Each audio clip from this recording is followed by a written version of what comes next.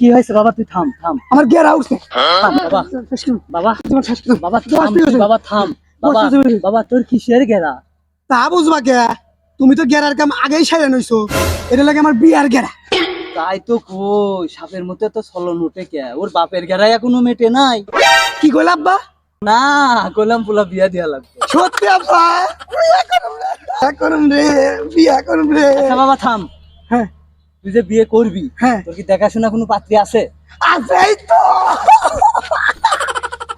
আব্বা 7 দিন ধরে যে আমাকে বাসায় থাকে, ওই শালির সওয়াল, ওটা না আমার শাশুড়ি। ওই নানি তো আমার গেরাটা উঠাইছে।